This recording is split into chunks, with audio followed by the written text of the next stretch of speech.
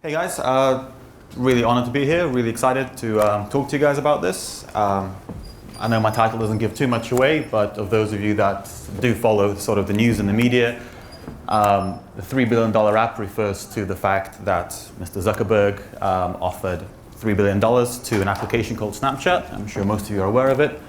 And they surprisingly turned that down, which, well, kind of was surprising from my perspective anyway.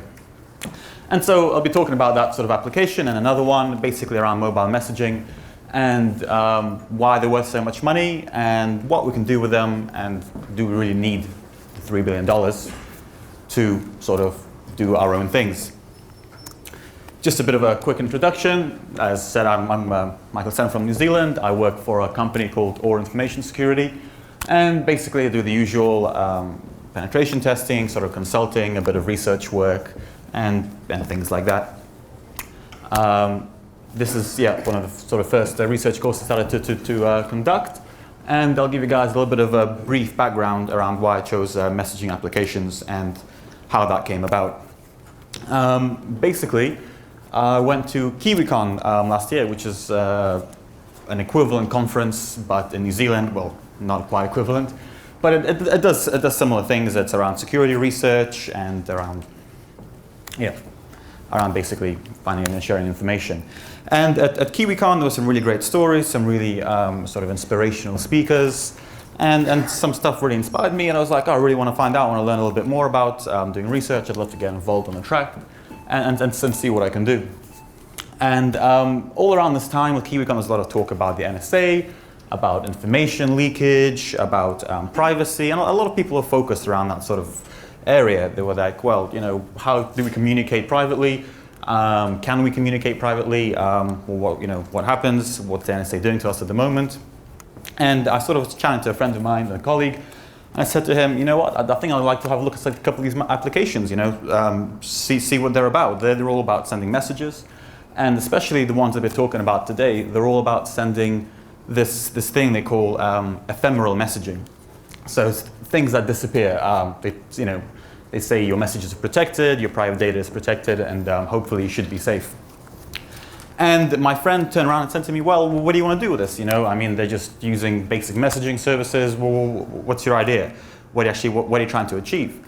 I was like, well, what's the reason why these companies are offering so much money to these applications? The applications themselves, they're not very technically advanced. They're, in fact, I don't know if you guys use Snapchat very much, tend to be quite poorly designed. They're just put together startup companies. Facebook could build their own messaging service in very, very few weeks for a fraction of the price. So I was like, well, they're offering this, I'm guessing they're offering this sort of finances and this idea, these offers to these messaging companies because they don't want to buy the application, they want to buy the user base. They're after the users. And especially with non-profitable applications like Snapchat, they don't actually make a profit. It's all free. There's no subscription model, nothing like that. The only way that Facebook could possibly, I guess, recur any of the costs that they offered would be through actually sending messages to users, advertising revenue, sort of the usual thing they do on their Facebook site anyway. So I was like, well, it'll be a great idea to see if we can do something similar, but for free. I don't have $3 billion to spend. I'd love to just, see if we can achieve the same result, but for no money at all. And my colleague turns around and he says to me, well, what are you going to do? Are you going to send naked pictures of yourself to everyone? You can call it the White Russian. And I was like, well, maybe something a little bit more subtle. It could be a little bit more interesting. So the goals were basically to try and compare and contrast two applications in this case. As mentioned before, one of the goals was to determine their value. Why they're worth so much and what are they worth to these companies. And so hopefully one of the assumptions we made was, well, their worth is based purely in the users. The companies are just buying users. And I think at the time the offer, the amount of users that Snapchat actually had, it turned out to be around $45 per user that Facebook was willing to spend to purchase this application. And the other question I want to answer is, well, did they really deliver ephemeral messaging? Do they deliver this system that they claim to do, that the whole structure is based on, where you send a message to somebody and it disappears, you can communicate with somebody, send them naked pictures, whatever you wanted, but hopefully they can't replay it. I think that in itself is something impossible to achieve. And I'm sure if any of you just briefly Google Snapchat on the internet, you'll find thousands and thousands of leaked sort of messages. And basically, the main question was, do we need to spend that much money to access this user base? All right, so target number one, Snapchat. Millions of users, claims this ephemeral messaging, self-destructing messaging system. It encrypts user data, and in my humble opinion, hugely overvalued for what they were offered. Target number two, maybe some of you are less familiar with, was Wickr. This is a sort of growing application. It's picking up more traction amongst especially users that are concerned about privacy. On their website, they claim the highest standards of military-grade encryption. Their USP is security. They claim that they're totally unbreakable and unhackable, and they tend to be in the news quite a lot. One of the things they offered was up to $100,000 bug bounty if someone could sort of compromise them in any really way.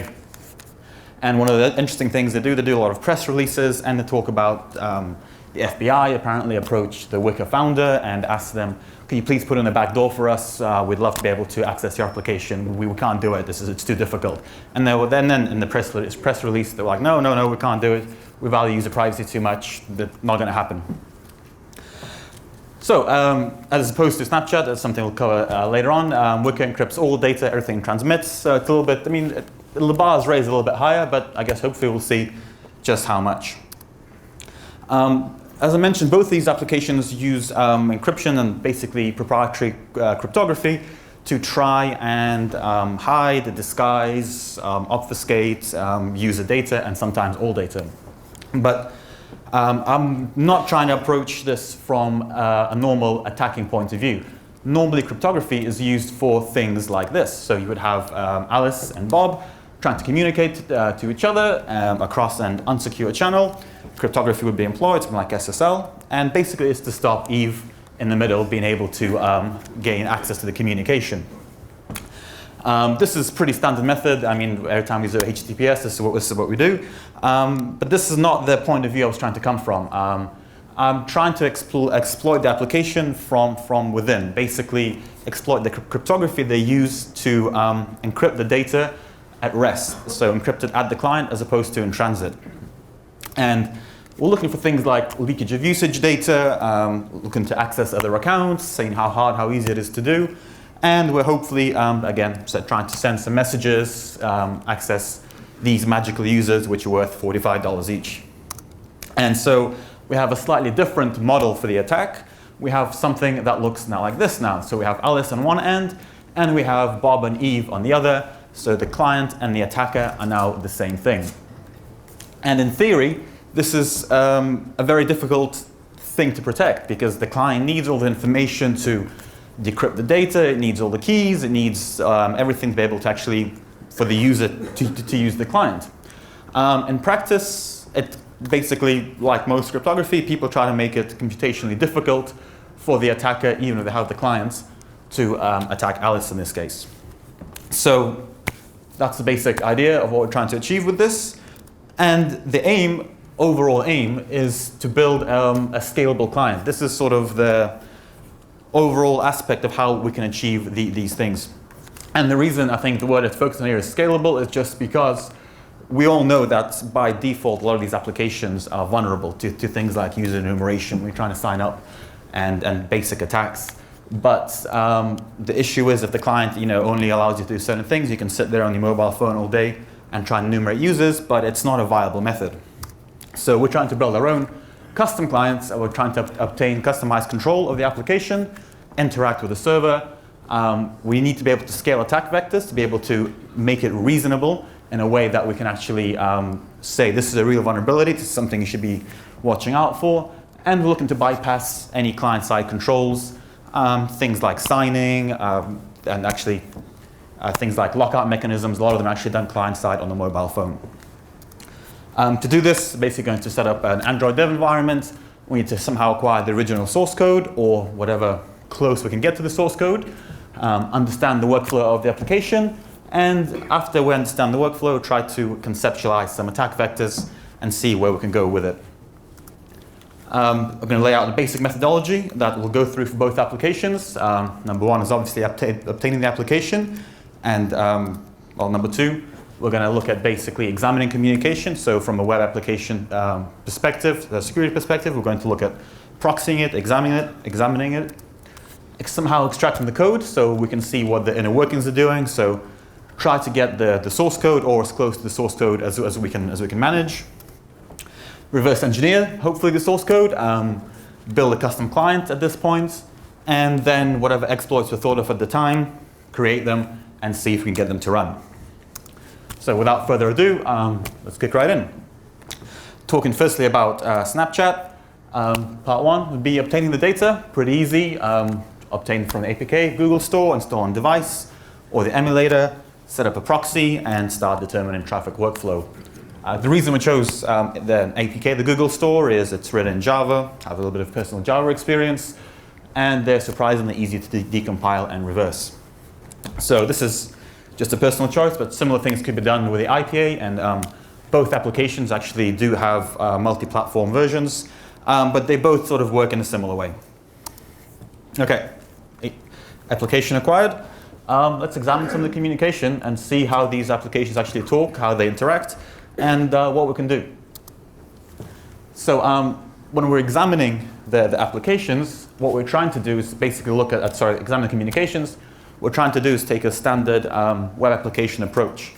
So we're looking to proxy the data, and then we're looking to do things like look for basic flaws like in any web app pen test. Broken authentication and session fixation would be the two major things.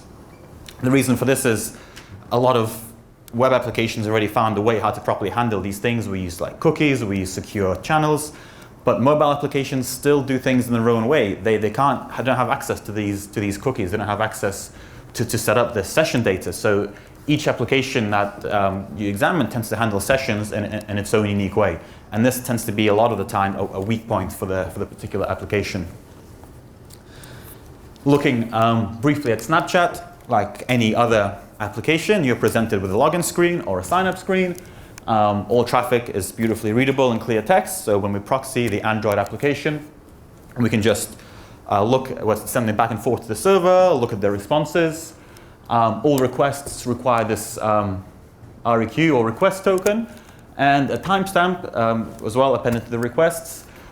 But I guess this is basically their sort of way of creating their own session cookies. And unsurprisingly, a lot of very helpful names when you start looking at these things. Things like post, PH, register, user. So all the post requests go to very elaborate names that are greatly explained. All the responses as well are in plain text JSON objects, so we can see exactly what they're sending back and forth. But all the user messages, so things like sending photos, sending messages using this application, they're all encrypted. They're a little bit harder to get to. First thing stands out pretty quickly. We want to look at this request token. How are they doing the custom encryption? How are custom session management? And what are they using? One of the first things noticed pretty quickly was the token always begins with some kind of 930 appended to the beginning, and then looks like a hash, but is of kind of variable length. It's not any normal SHA-256 or MD5 hash. It's a weird length hash with this 930 start. And if it was a hash originally, that shouldn't happen. So that kind of piqued the interest straight away. The rest of the things like the timestamp and other information, was all generated client side. So we're starting to get a bit of an idea how these things are put together, but generally we try to avoid attacking the server at this point. I mean, we don't have permission to at the start, to begin with, and we want to be able to actually look at the client itself as opposed to try to send malicious data to the API and try and attack the server. So to proceed with this sort of attack track, we're going to go down to the next step and try to extract the code. Again, pretty easy to achieve with APKs.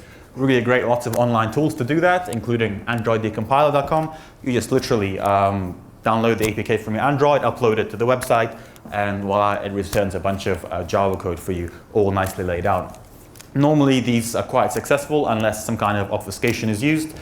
And there are applications that use it. A lot of sort of banking applications and other applications that tend to use obfuscation, which makes it very difficult to interpret the code. But luckily with this one, very easily, very readable, and returns sort of Java and pseudo Java code. It tends to trip up around things like switch statements and things like that, just because it doesn't know how quite to interpret it. So, as I mentioned, it decompiles mainly to normal, really good code. Snapchat had really great naming conventions. They had folders called crypto. They had files in there. All the class names were very helpful. And it was really easy to start getting to sort of understand the application and the workflow a little bit more. And basically what we're trying to do is we're trying to pick these high priority functions that we want to start looking at quite quickly. When you decompile an Android application, you end up with a lot of GUIs, you end up with a lot of basically information and code that you don't really care about. Stuff that handles user input, stuff that does image generation, whatever else, we don't care about that. We want to focus on these high priority targets. And these include things like what generates the session tokens, what generates the request tokens, how the image is encrypted, how is data encrypted. And they actually are really easy to find because, and I've examined a couple of few other mobile apps as well, but all the sort of messaging ones, they tend to hard code for some reason all the request strings in the code. So the things where the application is sending the API request to would be like ph/register user. And all I have to do is just grab for that inside the functions, work backwards from there, and then we eventually end up at the part that generates the request tokens. So they're quite easy to track down. All right, let's get to the interesting part. Reverse engineering the application and actually looking at what it does. With Snapchat, again, this was a fairly easy exercise. It had a lot of isolated functions. That basically means they designed the application in such a way that you could call the functions in whatever way you wanted, and they'd be actually really well put together. And didn't require much linking of the functions. You could just call them back and forth and recreate parts of the client yourself. One of the great things that they actually had was, the first thing we noticed was this request authorization. And this is what was creating the first request token. And they helpfully labeled everything string secret and string static token, which made things really easy from our perspective. And examining this sort of request and this code after a while, turns out that what they were doing, and the reason that 930 was being generated, is they would take the user-generated timestamp, the client-generated timestamp, they would take string secret, and they would hash them together. And then they would do this again, take the user-generated timestamp and take the static token, and then hash them together. And then they would take those two hashes and just append them one at a time across here all the way along. So if it was one hash, if it was 0, we'll take the hash of this, and if it was 1, we'll take the hash of that. And the way that turned out is that all the zeros were completely static. They didn't change. And only the ones, for some reason, actually ended up changing when you hash the timestamp. Again, kind of custom crypto, a little bit strange. But to build this client, we need to be able to create our own version of this. We need to be able to actually send requests to the API. So to create this was pretty trivial. All we do is copy the code, run it with a custom timestamp, and generate it, and then we can make fully unauthenticated requests. I'm sure some of you smarter people in your audience have noticed that these also didn't even require for that to happen, as the timestamp came from the client itself, and so did the static token and the string. So once you made one unauthenticated request and got access to that request token, you could continually make requests from there without any problem. So you could just replay attacks over and over again. Awesome. What about further communications when you're logged in? Well, what can we do with that? So, further communications were a little bit better handled. They actually, when you first log in, they return things like the auth token, which is just a randomly generated GUID, and then they get hashed in with things like the username and the request token. So now authenticated requests take a little bit more effort to break in. You can't just become any user you want. You need to actually log in as that user, and you need to have that auth token, which is generated randomly. Interesting thing was actually there was no expiry period of this whatsoever, no such thing as session expiration. If you logged in once, you logged in until you decided to log out. And what this also meant is that the username after you logged in was now linked to the request token. So changing either the username, the timestamp, or the request token at this point meant that any request that you're trying to do would become 401 unauthenticated. And that becomes quite an important thing later on. So you couldn't just execute randomly unauthenticated requests, but we're starting to get an idea of how it's basically put together. What about messages? Well, messages were a little bit different. They used another encrypt static secret key, very easy to find. This is how Snapchat encrypted all the messages and sent communication all around. They have a great AES ECB cipher they're using there. And I'm not sure if you guys are familiar with ECB, but electronic codebook basically has a couple of different weaknesses in it. And one of them is this thing called watermarking. So if the image of all zeros get converted to the same ciphertext, all ones get converted to the same ciphertext. So if you send some kind of message over again, the cipher of it actually never ever changes. But again, it was really, really helpful. Completely static keys. Everything was there. These functions were very, very isolated, and we could literally just rip them out one at a time and call them over and over again. And there was also Snap decryption algorithm. So we have Snap encryption algorithm that you call decrypt and encrypt, and you could literally just pass in bytes of data and encrypt and encrypt images and other communication all by ourselves. And again, this didn't change across clients. It didn't change across devices. Completely static. I'd just like to once again remind you guys that this was the application that they offered $3 billion for. I mean, I don't know. It's it's difficult. Okay, so now we have a method. We have basically some idea of how data is encrypted and decrypted. So we can now generate user data. We have sort of a way to send requests, but we now need to get some users. And this is what we decided to do. There were basically 4 different ways to enumerate users. And even in some of the worst web applications I've tested myself, 4 is quite a large number. They just left it pretty much open. There was a password reset functionality. You could just, this was an unauthorized request. So you could just supply a username and say, I want to reset the password. And it would come back saying, sorry, username exists, or reset the user's password. Excellent. With this, it actually sent an email to the user, so it kind of alerted people if you were trying to do this too many times and actually enumerate users in a scalable and useful way. It was login functionality. Again, if the username didn't exist, the JSON object was very graphic and returned information saying, not saying, sorry, wrong username or password, or just, sorry, it's completely the wrong user, please try again. Find friends functionality, which we'll come to in a minute. That was an authenticated request. And the one that we chose was the register functionality they call, just because it provided really useful JSON like this. So it would say, sorry, the user's already taken, and with a logged equals false, let us know that, well, great, it's not being logged. One of the interesting things around this, I'm sure some of you have read around the 4.6 million user leak. They actually use the find friends functionality. And so all you have to do was create an anonymous account.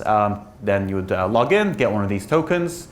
Then you would simply upload a phone book, so some kind of name and the number, up to the server. This phone book could be as long as you wanted. And basically the server returned, yep, that user exists. And not only did it display their username for that person, but it also displayed their phone number. So what these guys did, they basically uploaded it was a New York phone set from 000 up to 99999, and they just got this huge JSON object back and 4.6 million usernames. I'm sure some of you saw that in the news and that getting released. Okay, that's fixed by the way now, as well as some rate limiting around the system, but that still is quite an issue we'll get into later.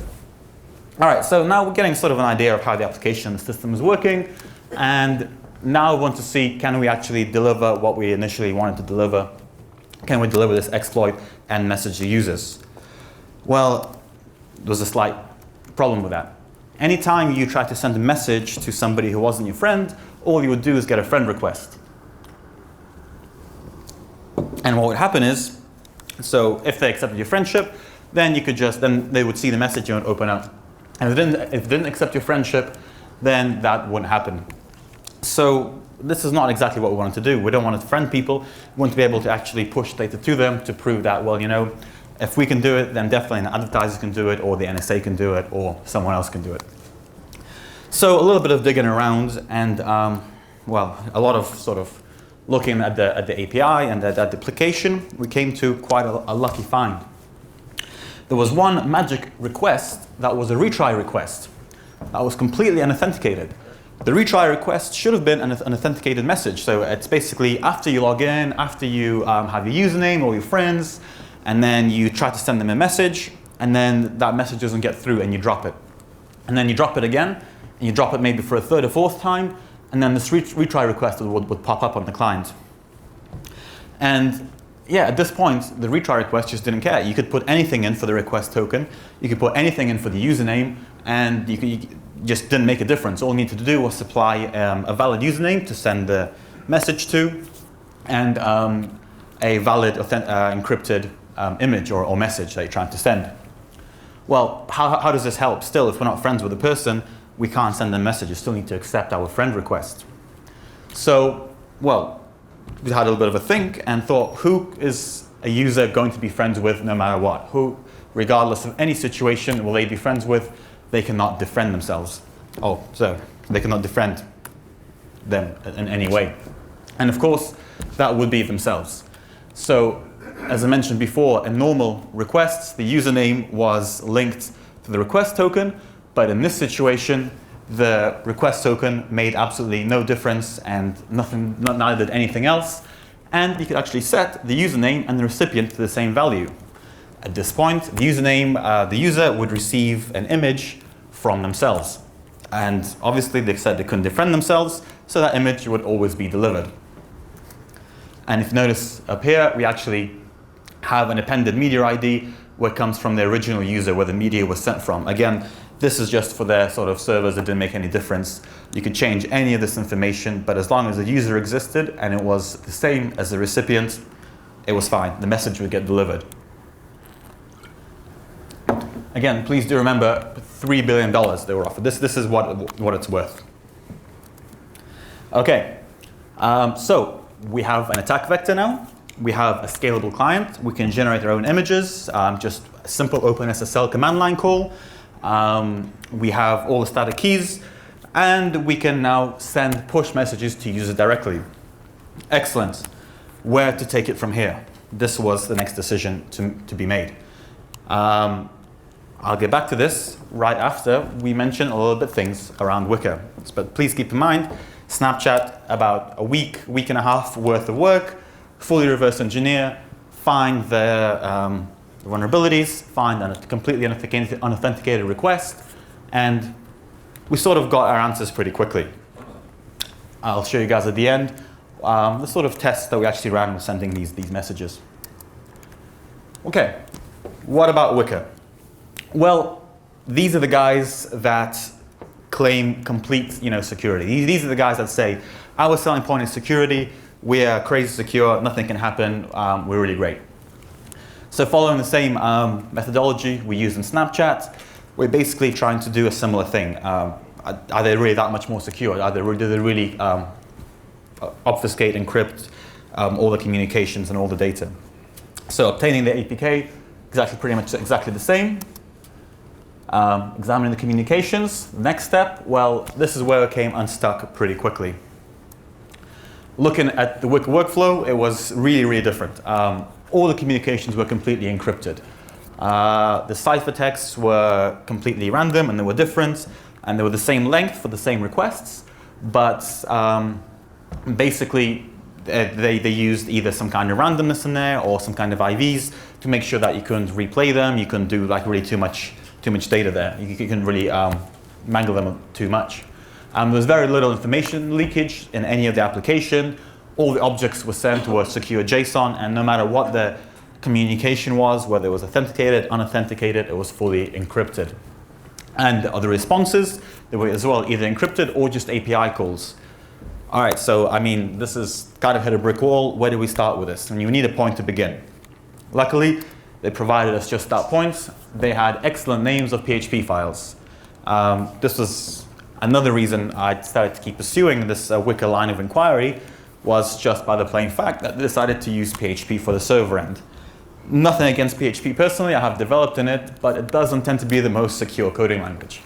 So even though all the communication is encrypted, by this point we can sort of understand what the communication is doing. So if we know it's logging in, we know it's login request if it's calling do login.php, or we know if it's a register user check if it's calling register user.php. All right, so hopefully we can pursue the same line of functionality and the same line of inquiry with Wicker. If we can extract the code, maybe we can find some keys, maybe we can find what's going on in there, do a bit of reversing and see what happens. Again, the code extraction worked really successfully. It was really, really well commented. Looking at the code itself, there was a lot of client-side controls in there, and including things like lockout functionality was actually done client-side in Wicker. And we get into things like comments, like we know what the API calls are now doing, either username and password and it was invalid. At least this is a better response than please, the username was completely invalid. So a little bit more difficult. Your Wicker ID has been suspended and the username selected is ready in use. Excellent, that's what we're looking for. Okay, so basically we're getting a bit of an idea of what the code is doing, following similar methodology and trying to work out what the situation is. But unfortunately, we get a little bit unstuck at the next level. Once decompiled, all the code seemed to be missing all the really interesting, juicy functions. There were no calls to any encryption methods. There were no keys. There were no static tokens. So we did the usual thing, grepped for things like AES, SHA-256, MD5, looking for basically any sort of cryptographic primitives that they were using, because obviously they must be using something. But there was nothing there. All the calls that generated these request tokens, generated encrypted data, just didn't exist. So, okay, a little bit of head scratching. Not really entirely sure where to take it from here. Doing a little bit more sort of digging. And we find out that everything interesting, all the stuff we really needed to know, was actually stored in a compiled binary.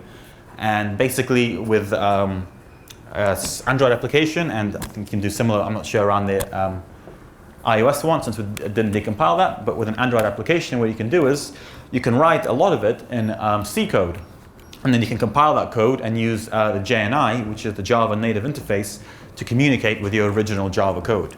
So once you compile the C code, that becomes like any other binary, like a DLL, and you can't really look inside it that well, supposedly. So having a quick look at the binary, no hard-coded strings in there, we just use the string function on the command line. There was some debugging code, but again, nothing too useful that could give us a clue of where we could go from here.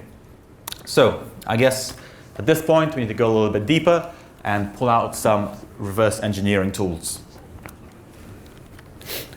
To start this, we can no longer just make API calls to the server and expect responses and actually work through the application that way. We need to go basically back to the beginning and design the whole project, create the clients in our Java Eclipse environment, create an Android project with an emulator that can run native code, and that we can now actually call the Wicker library from. So one of the things you have to do when you do such things, you need to be able to completely redesign the workflow of the application. So what the application structure was, when you call a native library, because we have no access to this library apart from the compiled environment, we need to make sure that the structure remains the same. So if there was COM, MyWicker, Wicker, GUI, whatever, we need to preserve all that functionality. And what they actually did is they relied very, very heavily on these things on basically global C variables. So the application had to be executed in a very specific order. What happened is it would do a couple of things, then it would do something called securing your phone, and then it would carry on and do sort of other things, message generation and things like that. So it was a little bit tricky. But we can at least, in a way, maybe call the API, if like a sort of created API for the native code, if we design it correctly. So give you guys a quick example here. So we have our native Android running there and a basic version of Eclipse.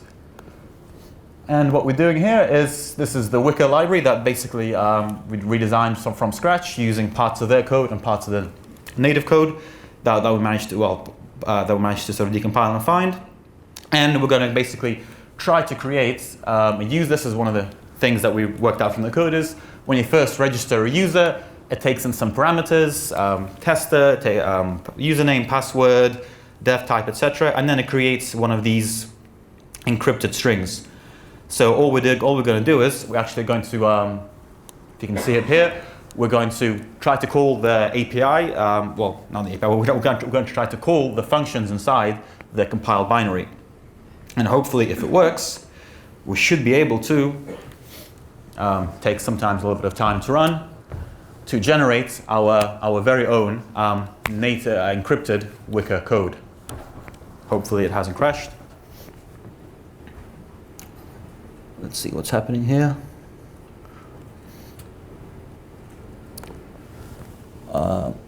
Okay. Never wants to work when it does. All right, so data is in use. All right, so it decided to create its own a new emulator. I do apologize for that. I'm not sure why it's decided to do that. Okay, I did test this a minute ago, but I think it wants it to restart. We'll give it a second so we can restart this, and we'll get back to the technical demo. So we'll just restart Eclipse, and I'll hopefully run this at the end for you guys, and we can get it actually working then. Tends to be a bit of a pain if it's not done quite right. Let's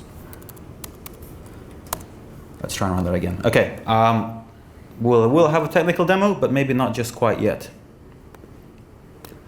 Let's get back to this. Okay, so basically, using that method, we can generate custom encrypted strings. So we can actually call the API itself. And hopefully, get it to work. So, kind of relies on the fact that at this point, okay, I think we might get something working in a second, we can generate these strings. Because basically, once we can generate these encrypted strings ourselves, we can, at this point, start doing our own creation. So we can call register user functions, we can call login functions. We don't technically need to know what's inside these strings, with these encrypted strings, as long as they work. Let's try and run that one more time.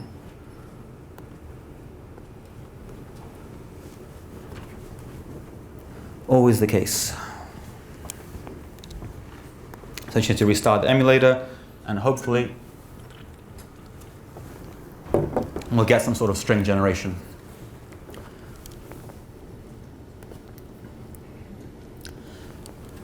How are we doing for time? Come on.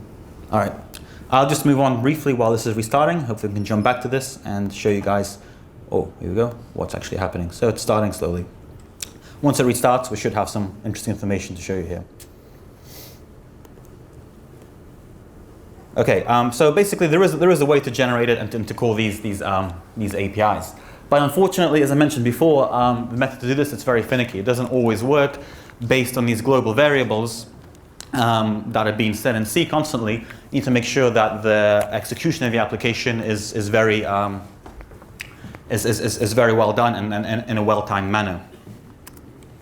So this doesn't really fall into our goal or our aim of building a custom or scalable client. And it also doesn't really help us understand what the application is sending, what it's doing, and sort of how is it communicating with the server, because communication is still encrypted, even though this is something that we have sort of control over. But the control, like I said, is pretty basic. All we can do is set some parameters, pass it inside the shared objects library, and then see what comes out, and hopefully use it in that way. Let's see if we can get this to work again.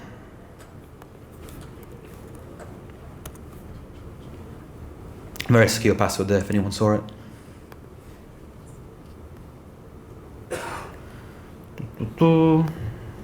Hopefully it's starting.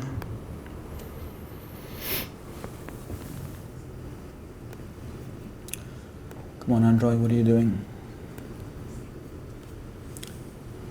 Oh, what a pain. Okay, here we go. Excellent. And we've there managed to generate an encrypted version of the user register string based on the parameters we previously provided. If we actually take this string now and send it to the API on their server, we'll get back a valid response. So at this point, we can start doing things like basically enumerating users. But like I said before, not that interesting and not that scalable. As you saw, the generation takes quite a while to do. So we want to be able to do it in a slightly different, in a better, more efficient way. Looking at the binary itself, it was actually packed with 3 different binaries. When you unpack the application, you had the ARM, the ARM version 7, and the x86, which if any of you know, actually decompiles to C code using older versions of Hexray, which I myself actually had. So again, looking at these binaries gave us like a really good idea and understanding of the workflow of the application. As I mentioned already, all the crypto functions that we're interested in were these private functions, and basically they have just an interface to the Java. So the Java functions you would call, there'd be only a couple, you would call them, and then they would go off and communicate to the other functions which were private. And we basically want to get to these. This is where we want to find the interesting and juicy information. And the way to do that, again, we picked something called this check register user string, because basically this native function is executed at the very beginning of the application and without too many things being set, and it prints out some sort of string or some sort of result. So we can hopefully control it and patch the binary in an interesting way to get out what we want. Looking at ARM code really briefly, when we disassembled the binary completely, we got really great debugging variables and names. So names like encode server text and get base 64 from data were very useful in helping us understand how the information was put together. If any of you guys know much about ARM, we have our sort of R0 and R1 and R3 sort of our registers that used for input, and sometimes R4, and R0 is always a register that is used for output. So in this case, we store something in register 5, we move it to register 0. That'll be the first input. Then we have R4 and R1, so we move whatever's in register 4 to R1. That's the second input. Encode server text is called as a function, and the output is an R0. So ARM is a really great language, nice and easy to patch, and allows us to do some interesting things with it. And then from R0 here, it's moved to get base 64 encode, and at this point, we can actually print this. After this, it prints out and creates this base 64 encoded string. Okay, again, what I said is we wanted to be able to see what the application was doing in more clear detail. So here, we could actually quite easily patch the information. So encode server text had 2 inputs, and one of those inputs must have been some of the plain text. So if we just take R5 here, which is the input, and put it back into R0, then R0 gets sent to base 64, and hopefully we can have a look at what the information has been passed around. Now, if the demo gods will allow me, I will demonstrate that in a quick demo with a pre-patched binary. So if I just rename this. So this is a pre-patched binary, libwicker core, and this is what we're going to use in our next attempt at getting information out. Now, if you remember, it goes to base 64, so we want to be able to decode the base 64 and hopefully see what the information has actually been that's passed around. So let's run this and see if we can get something different. Hopefully it should be much quicker if it doesn't decide to start up with an emulator. Again, as you can see, not exactly the most time-efficient method of creating these applications, but this is sort of the first step trying to understand how the application communicates and what it actually is doing. And heap corruption. Excellent. Patching binaries is never my strong point. I do apologize. And as I mentioned, it doesn't tend to be very stable, but hopefully it will print out something useful for us if we run it a couple of times. The memory things that set in it tend to change quite a lot based on how the emulator is started up. Oh, come on, don't be like this. I'm not having a good day with demos today, guys. I do apologize, and yeah, thank you for your patience. Hey, there we go. So, it finally worked. As you can see, it's the same information, we're calling the same functions, but suddenly it's completely in clear text. So now we have a JSON object that's being sent, we have a username, a hash, and we have a device ID, which is a hash. Awesome. Again, this method, it's okay. We can carry on. We can rebuild other parts of the application, the login. We can rebuild parts like the user registration, and now we can start supplying more on our own information to it. But as I mentioned previously, it's not scalable, and it doesn't allow us to do what we really, really want to do, which is create a really simple app and attack the application in that way. Okay, as I mentioned previously, there are two variables being passed to get server text and code. One of them is the plain text, which we just saw printed out, and the other one, well, what else could be passed into that other register? My assumption was it might be the key.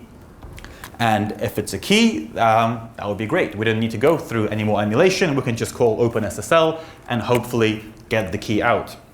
When we actually ran that register and printed it out, it came out to be a 32 bytes long variable, which never changed depending on whether the application was run on whatever device or anything else. This is a static variable that always came back the same. So far, so good. If it's a key, we need to find out what is the encryption method used. Excellent. AES-256 CFB1. Pretty easy, looking through the binaries, but now we know what cipher they're using. So, similar patching as before. We basically take R4 and pass it out to there. Unfortunately, I spent 3 days looking at this, and we got the key out, 32-bit variable. It was the right size in the right place. It seemed to be, the perfect ending to the story. We have the key, now we can decrypt all the communication at any point, no matter what they send. Didn't quite work out that way. Something was wrong, no idea what. 3 days later, still nothing working. And decided to look a little bit deeper into the binary itself. So, a little bit more assembler code. This is actually inside encode server text. And basically, I'm trying to confirm is, why is that key not working? Is there something special going on? And maybe try and grab the key at an earlier point, just as it gets sent to the AES encryption function. Quickly going through this code, this basically uses 2 byte pointers. The byte pointer just references the register and returns a read-only value. It creates some random bytes. It gets the length of one of the values passed in, calls AES encrypt with 5 different inputs from R0 to R4. Then it creates an empty object, appends some bytes to that object, appends some more bytes to that object, and then that becomes the output of the encode server text. So to get the key at this point, we need to do a couple of different things. We need to create a free register, create some space to work within the registers, store the new key in a free register somewhere, and hopefully append the key to get the final output. Free register was pretty easy. Actually, by creating this, it stabilized the code massively. Further down in the code, there was a stack corruption check, and R5 was one of the very few registers that wasn't being used. So simply by bypassing this and changing that to branch if not equal, we bypassed the corruption check no matter what was in register R5, and the code executed successfully and jumped on further. So now we have a free register R5. Excellent. Now we need to find some space to work within this function. There was like no really free space in this area, so we had to change something in it to create a bit of space to find where we could store these registers. Well, random bytes, it was actually generating 16 random bytes. So this is one of the inputs, random bytes, as in hex 0x10 is 16.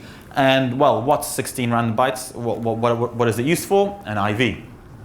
An IV is basically an initialization vector that gets passed to AES encrypt, and it's used to randomize the ciphertext to make sure that the same cipher message or the same plain text message, when it's encrypted, will look different every time. So surprisingly, just because R4 was already being set, which was actually storing the random bytes in R4, at a previous point, we could simply not sled the random bytes function, remove it completely. That just created a static IV and also 4 bytes of space for us to work with. When running this code, I actually realized that it still produced completely valid encrypted ciphertext. When we sent the ciphertext to the server with a static IV, it still returned valid results. Excellent. And now we have 4 bytes of space right here, just before this byte pointer, which returns some data. And by this point, I sort of realized this byte pointer here was actually going to grab some kind of static encryption key, return it, and pass it to this AES encrypt.